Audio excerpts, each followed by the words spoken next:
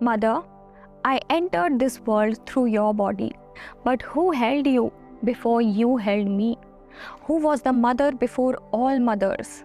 Before there was form and before there was thought, there was a movement. The pulse before manifestation. That movement was her. Shakti, the original creative energy. As the Devi Suktam in the Rig Veda says, we bow to the divine goddess, existing in all, who resides in the form of divine energy. Countless faces of the mother arise from this energy. Durga, the fiery protector. Saraswati, the river of wisdom. Lakshmi, the fountain of abundance. Kali, who dances on time itself. The Great Mother isn't just a gentle hand. She is the totality of nurture and annihilation.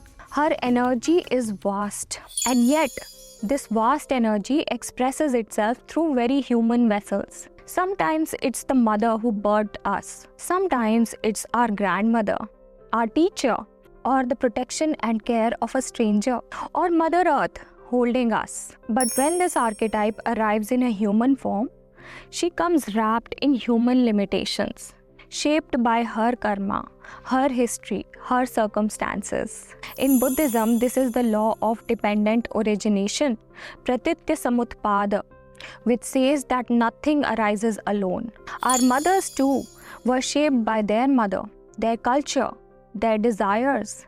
Many were asked to mother without ever having been mothered themselves, expected to pour from an empty cup. To honor the mother isn't to pretend that she was perfect.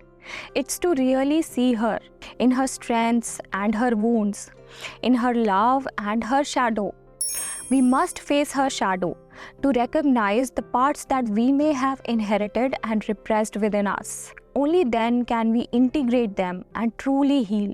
The mother archetype is more than a figure.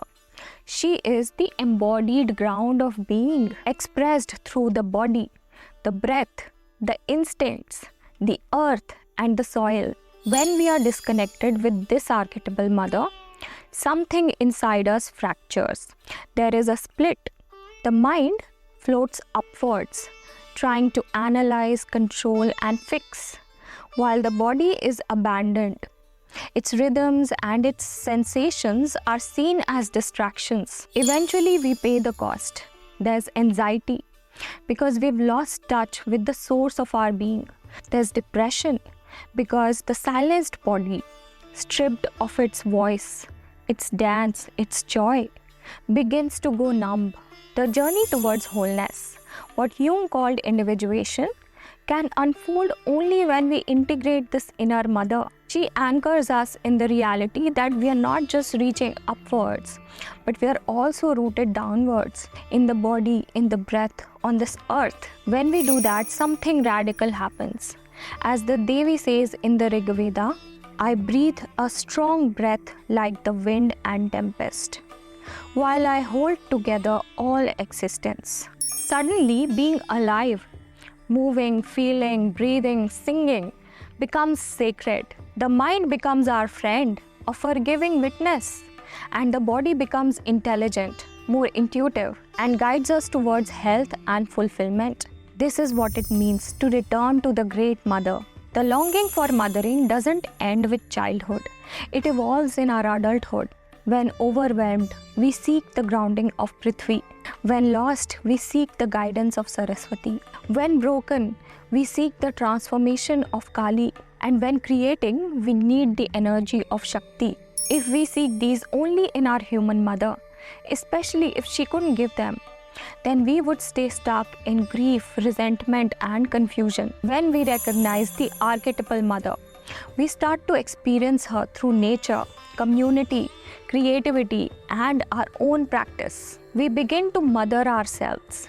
We tend to our wounds like Parvati. We listen to our knowing like Saraswati. We protect our boundaries like Durga, and we let go like Kali. The feminine within is no longer projected outwards, but is welcomed home.